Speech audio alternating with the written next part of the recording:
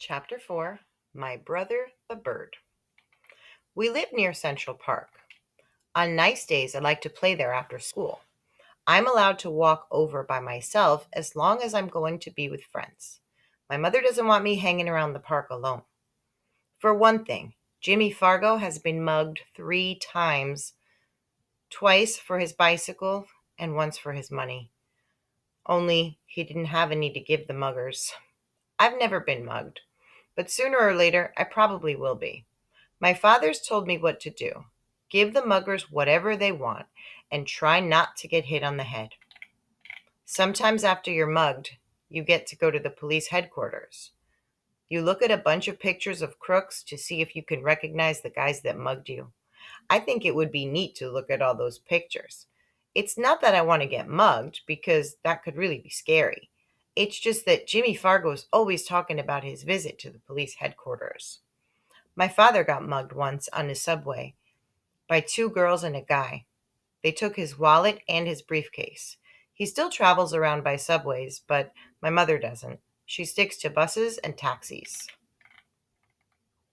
Both my mother and my father are always warning me never to talk to strangers in the park, because a lot of dope pushers hang around there.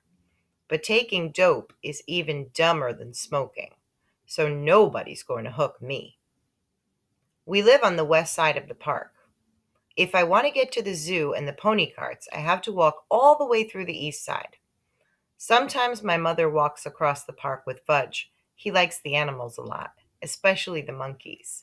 He also likes the helium-filled balloons, but as soon as my mother buys him one, he lets it go.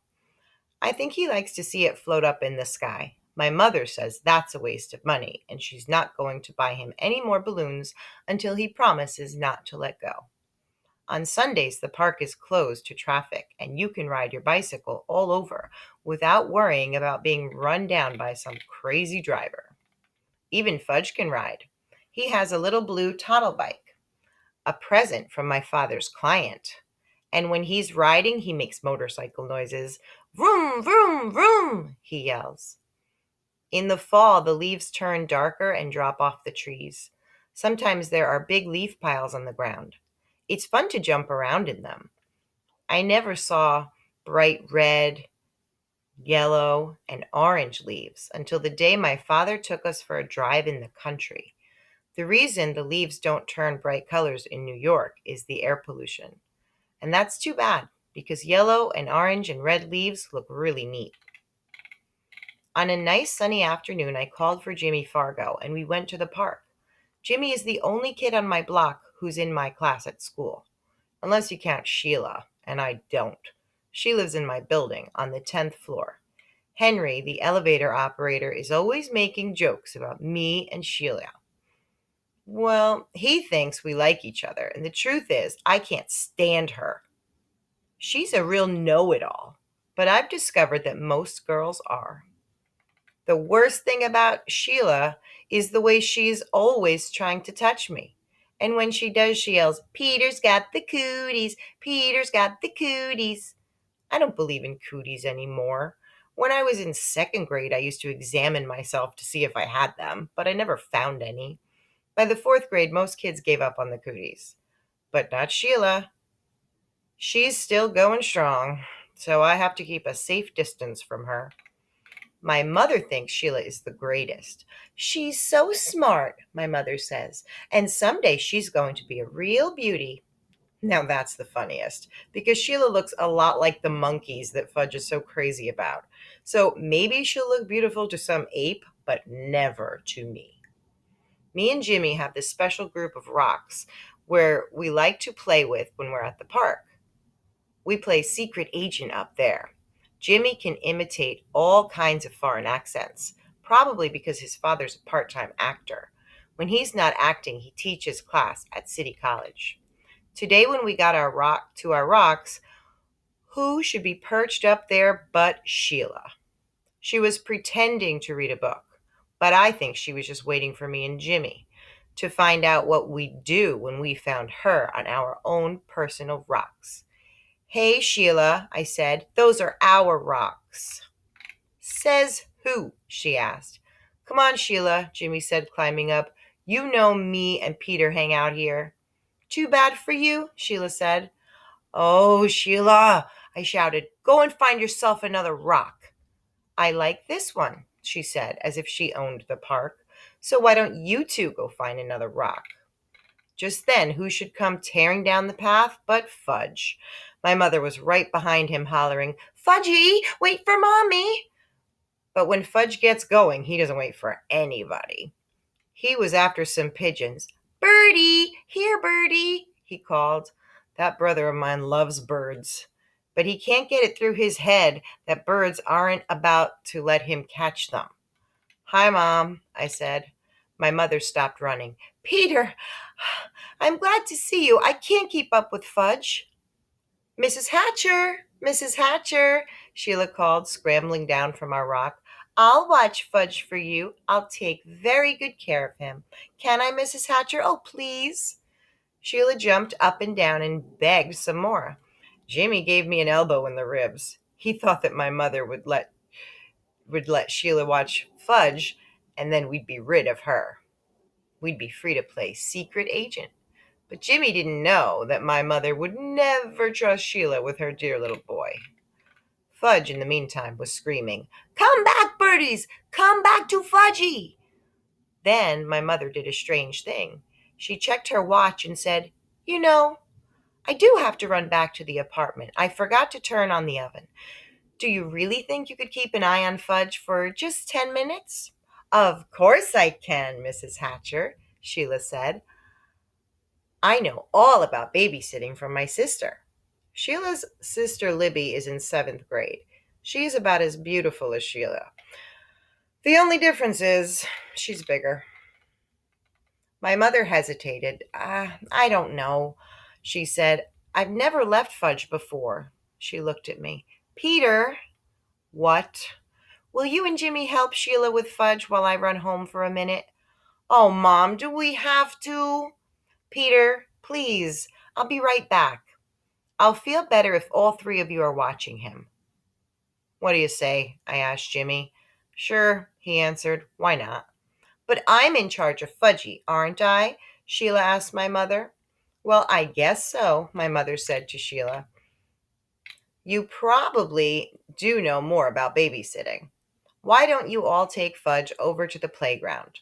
Then I'll know where to find you. Swell, Mrs. Hatcher, Sheila said. Don't you worry, Fudgy will be just fine. My mother turned to Fudge. Now you be a good boy for 10 minutes. Mommy will be right back, okay? Good boy, Fudgy said. Good, good, good. As soon as my mother was gone, Fudge took off. Can't catch me, he hollered. Can't catch Fudgy. Go get him, Sheila, I said. You're in charge, remember? Me and Jimmy horsed around while Sheila ran after Fudge. When she caught him, we decided we'd better go to the playground like my mother said. It was a lot easier to keep an eye on him in a smaller place. Anyway, Fudge likes to climb on the jungle gym, and that way he can't get lost. As soon as we got to the playground, Sheila started chasing me. Peter's got the cooties, Peter's got the cooties, she yelled. Cut that out, I said.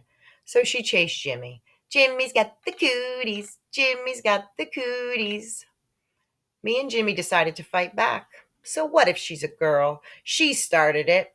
We grabbed her by the arms. She squirmed and tried to get away from us, but we wouldn't let her go. We hollered really loud, Sheila's got the cooties, Sheila's got the cooties. All three of us were so busy fooling around that we didn't notice Fudge up on the jungle gym until he called, Peter, Peter. That's how he says my name. What? I asked. See? Fudgy flapped his arms around. Fudgy's a birdie. Fudgy's a birdie. Fly, birdie, fly. That crazy kid, I thought, running to the jungle gym with Jimmy and Sheila right behind me. But it was too late. Fudge already found out that he didn't have wings. He fell to the ground. He was screaming and crying, and his face was a mess of blood. I couldn't even tell where the blood was coming from at first. Then Jimmy handed me his handkerchief. I don't know how to clean it, but it was better than nothing. I mopped up some blood off Fudge's face. Sheila cried, It wasn't my fault. Honest, it wasn't. Oh, shut up, I told her. He's really a mess, Jimmy said, inspecting Fudge, and his teeth are gone, too. What are you talking about? I asked Jimmy. Look in his mouth, Jimmy said. Now, while he's screaming. See, he's got a big space where he used to have his front teeth. Oh no, Sheila screamed. He's right, Fudge's teeth are gone. Fudge stopped crying for a minute. All gone? He asked. Open your mouth wide, I said. He did, and I looked in. It was true. His top two front teeth were missing. My mother's gonna kill you, Sheila, I said.